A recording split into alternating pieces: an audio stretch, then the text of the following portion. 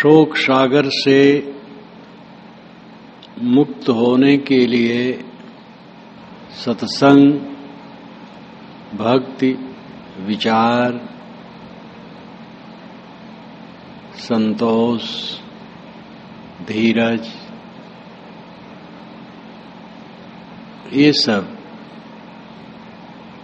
संबल है, सहारा है।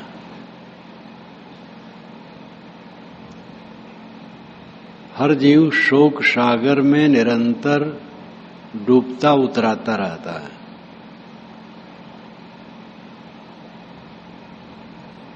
मन का नहीं होता है, जैसा मन चाहता है वैसा होता नहीं। किसी का हुआ नहीं है, किसी का होगा नहीं, थोड़ा मोड़ा होता है, बाकी फिर गड़बड़ हो जाता है। मन की इच्छा ही को जीत लेने पर सब व्यवस्था हो जाती है। सत्संग द्वार है इसका, मोक्ष का द्वार सत्संग है। सत्संग से भक्ति बढ़ती है। जब सत्संग से बोध होता है तब भक्ति बढ़ती है। भक्ति के अर्थ विभक्त होना अंततः है, अलग हो जाना, वो तो अंतिम बात है। भक्ति का पहला अर्थ है रुझान, झुकाव, कल्याण के लिए झुकाव, कल्याण के लिए भावना।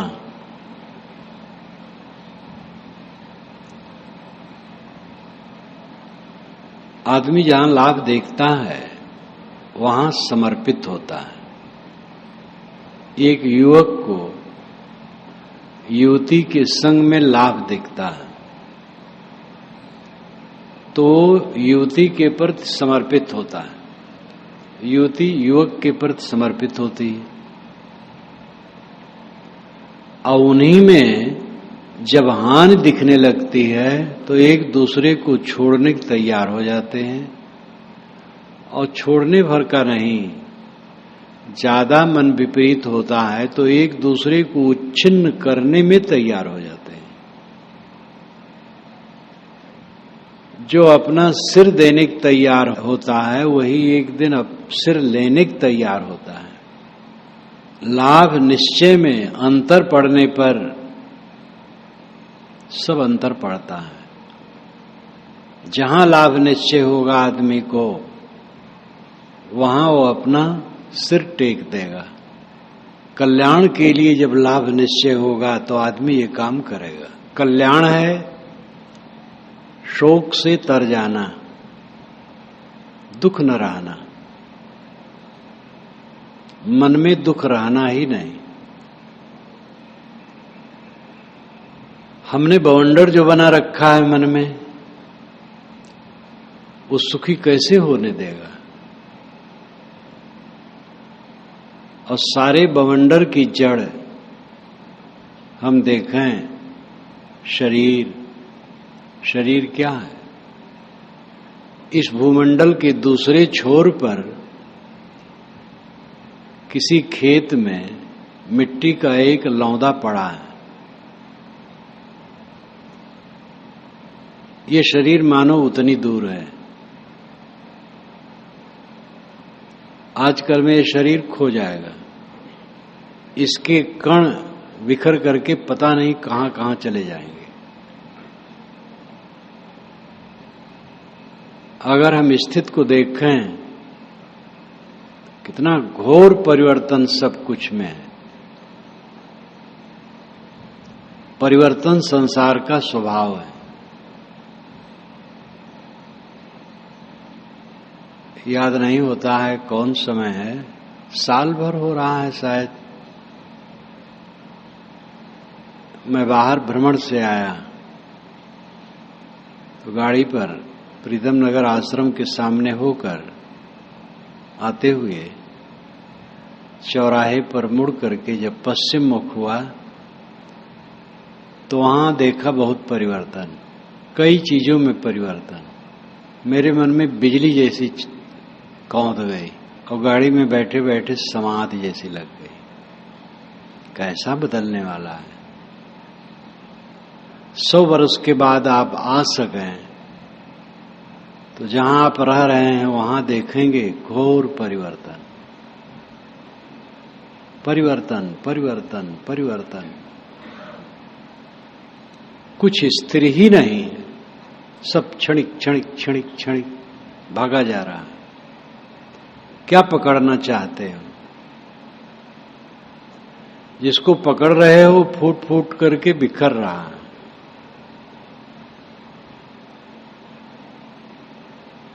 ये बात विचार की धारा में आएगी।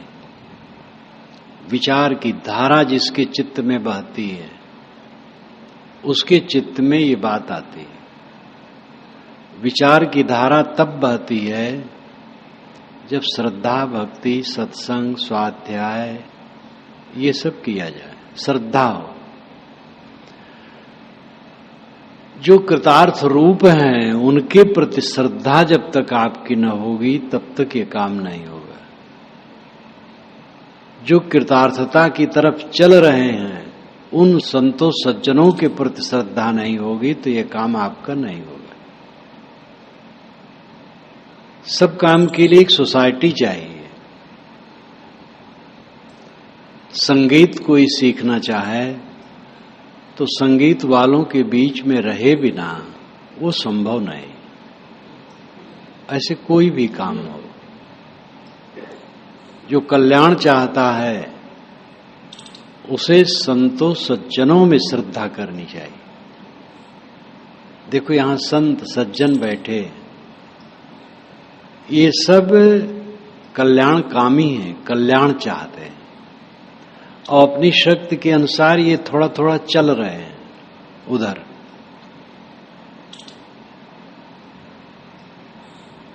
जिनकी जितनी शक्ति है, जितना समझ पाते हैं उस तरफ चल रहे हैं।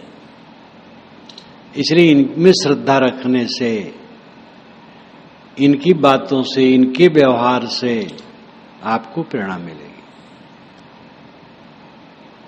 किसी को छोटा मत समझो, सब बड़े हैं। सबसे सीखो। दोष देखने की प्रवृत्ति हटाओ, सद्गुण देखो। और कोई दोष देखने की प्रवृत्ति रखे तो अच्छे संतों के पास जाकर के भी उसका चित्त शुद्ध नहीं रहेगा। काम भर का दोष उसको दिखाई दे जाएंगे। स्फटिक शिला की दीवार हो, चींटी रेंगेगी तो खोजेगी छेद कहां है। चिकनाहट से उसे मतलब नहीं, छेद से मतलब है, जहां जगह बना सके। कालुष्य भरा मन सब में दोष देखने की प्रक्रिया में रहता है। सद्गुण देखो। जो सन्मार्गगामी लोग हैं उनके प्रति श्रद्धा करो, संतों के प्रति श्रद्धा करो। और ऐसे संत हैं जो पूर्ण निष्काम हैं तो आपका सौभाग्य। वह शीतल छाया ग्रहण करो, सेवा करो, सेवा में पीछे न रहो। सेवा के बिना कुछ नहीं होगा। जो सेवाहीन आदमी है वो कुछ प्राप्त नहीं कर सकता है। सेवा के बिना हृदय शुद्ध होगा ही नहीं। और स्वाध्याय करो, विचार करो, देह गुजर में संतोष रखो। जो मिले खा लो, जो मिले पहन लो, जगह जहां मिले सो जाओ। अगर कल्याण चाहते हो तो खाने पीने, रहने बसने के विषय में जब तक अनासक्त नहीं होगे कल्याण का काम नहीं बनेगा। श्री विशाल साहब का प्रचार नहीं था, उस समय साधना तप में चल रहे थे। उस जमाने की याद करके हमें साहब बताए कि अब अगर मैं सोचूं कि ठीक से खाऊं, तो समय नहीं रहेगा। अब जाऊं भक्तों में रोज रोज भोजन बनाऊं, तो एक दिन बना के खा लेता, और उनके यहां से गेहूं चना जो मिल जाए थोड़ा सा ले लेता और चला जाता, एकांत में रहता। दूसरे दिन उसी को भिगा देता, कपड़े में बांध करके भिगा देता दूसरे दिन के लिए। तो दूसरे दिन जब भूख लगती, वो खिल गया रहता, उसी को खा लेता और कहीं कुआं से पानी निकाल कर छान कर पी लेता। कभी कभी कोमल कोमल पत्ते तोड़ करके चबा लेता और पानी पी लेता और साधना करता। उस समय की परिस्थिति थी वैसा, और उन्होंने ये बताया कि इस ढंग से मैं काफी दिनों तक करता रहा। आज तो जो हम लोगों को सुविधाएं हैं, ये सब बात नहीं। जलपान है, दोनों टाइम गर्म भोजन है, निवास है, पानी है, बिजली है, पंखा है, कितनी सुविधाएं हो गई। इन सुविधाओं में रह करके फिर कल्पना न हो कि ये चीज मिले वो चीज मिले, जो सहज मिले बहुत है। संतोष, जीवन गुजर में संतोष, निर्वाह में संतोष। और जहां कुछ लोग हैं, कुछ लोग क्या एक के बाद दूसरा है, तो उसी में सबको आंख है, कान है, जबान है, देखेंगे, सुनेंगे, कुछ बोलेंगे, उसको सह लेना चाहिए। सबकी समझ एक समान नहीं होती, सब सम्यक विचार नहीं कर पाते हैं। इसलिए उसमें क्षुब्ध न हो। चाहे गृहस्थ लोग घर में हो वह, और चाहे साधु लोग साधु समाज में हो वह, मनुष्यों के बीच में सब रहते हैं। और मनुष्यों का विचार, संस्कार सब अलग अलग है, क्षमता अलग अलग है, बुद्धि अलग अलग है। जैसे वो समझते हैं वैसे बोलते हैं, कहते हैं, सब सबको समझ कहां पाते हैं। कितने अति निकट रहने वाले नहीं समझ पाते हैं। ईसा के 12 शिष्यों में एक शिष्य ईसा के साथ रहता था, लेकिन नहीं समझ पाया और अंत में रोया, बहुत रोया। बलवंत सिंह, जो गांधी के शिष्य समझो, वो कोई दीक्षा थोड़े देते थे, लेकिन उससे बड़ी शिष्यता क्या है जो समर्पित थे। बलवंत सिंह, उन्होंने किताब लिखी है। वो गायों के प्रबंध में रहते थे, तो वहीं से चिट्ठी लिखे और हाथों भिजवाएं। जैसे यहाँ ही है, भंडारहर में कोई हो, चिट्ठी लिख के हमारे पास भेजे। तो उनका तो परिसर बहुत विशाल था गांधी जी का।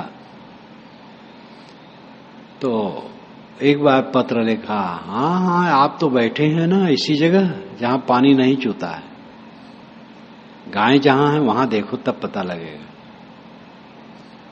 एक बात लिखें जो नहीं लिखना चाहिए, दूसरे ढंग से लिख सकते थे। बाबू, यहां पानी कुछ चूता है, पशुओं को परेशानी है। आप तो करुणाशील हैं, जानेंगे तो करेंगे। अब ये कितना सुखद हो। हाँ आप बैठे हैं तहां तो पानी नहीं चूता है ना। गांधी जी पत्र पाए, उनको उत्तर दें, प्रबंध करवाएं। और ऊंच नीच कुछ कुछ हो, अब इसका मतलब नहीं उनका समर्पित भाव नहीं था, समर्पित भाव था, स्वभाव था, कमजोरियां थी, त्रुटियां थी। जब उनको गोली लगी दिल्ली में तो उन्होंने लिखा है कि मैं परेशान हुआ, लेकिन सोचा दिल्ली जाऊंगा तो उनकी लाश तक मुझे प्रवेश मिल नहीं पाएगा, कौन जानेगा। वो नहीं गया। उसके पश्चात वो घर चले गए थे। घर से वर्षों के बाद जब आए आश्रम में सेवागांव महाराष्ट्र, तो वो लिखते हैं कि जहां वो बैठते थे मैं भारा के गिर पड़ा, अब फूट फूट के रोने लगा और कल्पना करने लगा, बापू मैं आपको समझ नहीं पाया, आपके पास रह करके जो समझना चाहिए आपको नहीं समझ पाया, अब समझ में आता है। तो ये मन ऐसा है, अपने मन पर सबको अहंकार है कि हमारी समझ अच्छी है, लेकिन पर्दे पर पर्दे इतने हैं कि अपने मन को समझ लिया वो धन्य हो गया।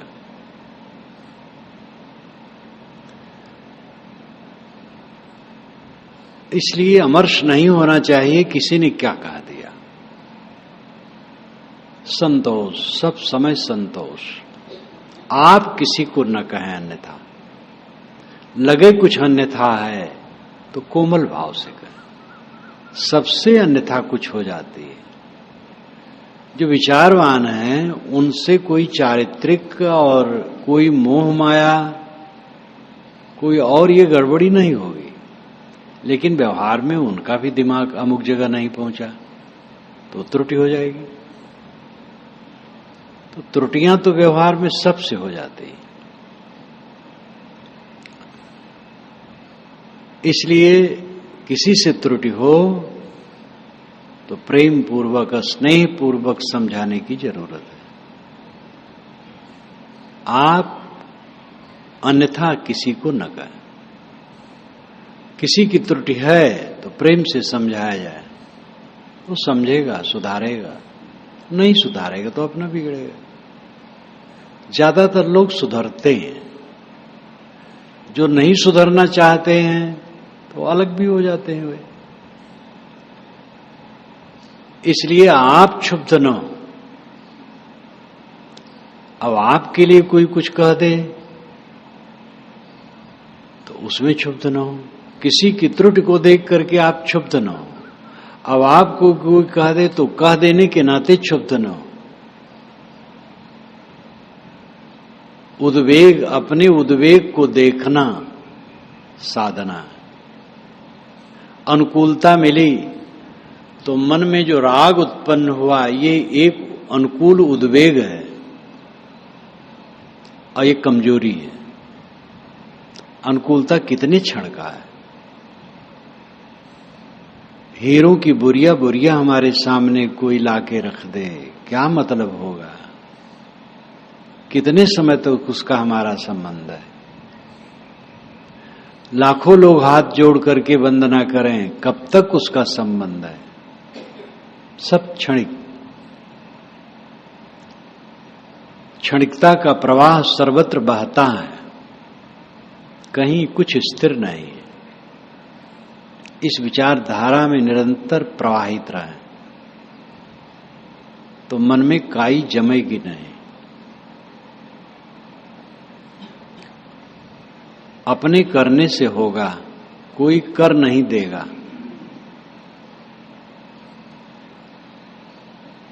ईश्वर परमात्मा कर देंगे तो बहुत भटकाव है ऐसा सोचना। गुरु कर देंगे, गुरु तो कर रहे हैं और क्या कर देंगे। संत गुरु जो कर रहे हैं, बता रहे हैं, सिखा रहे हैं, आधार दे रहे हैं, इससे अधिक और क्या कर देंगे। अब अपना काम आपको करना है। एक मकान में आप बंद है, बाहर से ताला लगा है, भीतर से ताला लगा है, तो बाहर वाला बाहर का ताला खोल देगा, भीतर से जो ताला लगा है उसको आपको खोलना पड़ेगा। तो बाहर का ताला संत गुरु सज्जन खोलते हैं। जितने कल्याण पथ के पथिक हैं, गृहस्थ विरक्त, वो सब हमारे सहायक हैं। कोई धोती कपड़े में है, धोती कुर्ते में है, गृहस्थ वेश में है, स्त्री है, पुरुष है, जो साधक हैं, जो कल्याण कामी हैं, सन्मार्ग में चलते हैं, वो सबसे प्रेरणा मिलती है।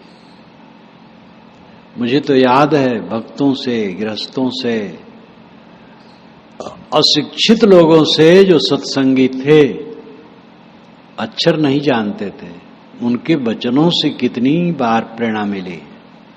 अक्षर लिखना पढ़ना भले न जाने, लेकिन मनुष्य के हृदय में तो अक्षर अंकित ही है, वो बोलता ही है, क्योंकि जहां वो जन्मता है उनके मुख से वो सुनता है, तो अक्षर अंकित हो जाता है, बोलता है, जानता है, समझता है।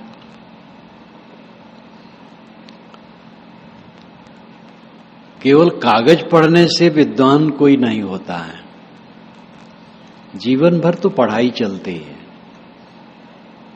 पहले पढ़ाई लिखाई नहीं थी, कोई जमाना था, ये माना जाता है कि वैदिक युग का आरंभिक रूप पढ़ाई लिखाई का नहीं था। पढ़ना लिखना दोनों नहीं जानते थे, अस्फुरना उठती थी अंदर, काव्य बन जाता था और गाते थे। दूसरे जिज्ञासु शिष्य सुन करके याद कर लेते थे, वो भी गाने लगते थे। अनुश्रुत में चलता था। तथागत बुद्ध की वाणी कई सौ वर्ष लोग सुन सुन करके पाठ करते थे। महावीर स्वामी की वाणी तो 1000 वर्ष तक सुन सुन करके ही मनन चिंतन करते रहे, तब लिखा गया। उसके बहुत बाद हजरत मोहम्मद हुए तो हदीस लिखे गए, हदीसें लिखी गई, और बहुत हदीस हैं, और वो लिखी गई और बहुत पीछे सुनी गई। इसलिए हदीस में हर संदर्भ में लिखा रहता है, ऐसा मैंने अमुक के द्वारा सुना, कि उन्होंने उनसे सुना था।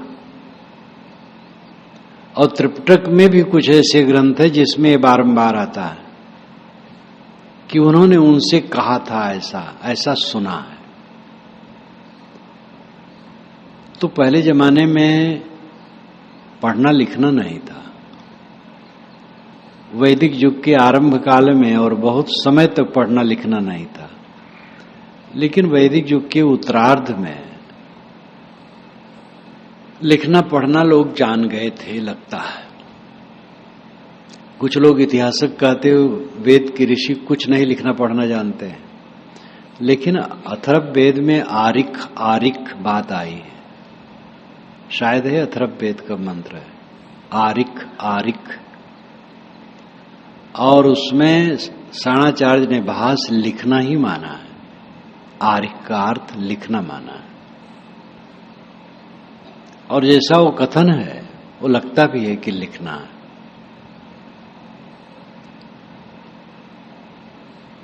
उपनिषद इत्यादि बने, वो भी अनुश्रुत पर चलते थे, लेकिन फिर लिखा गया मनुष्य का हृदय ज्ञान का सागर है, ज्ञान की शक्ति उसमें है, और देख सुन करके सब ज्ञान बढ़ता जाता है।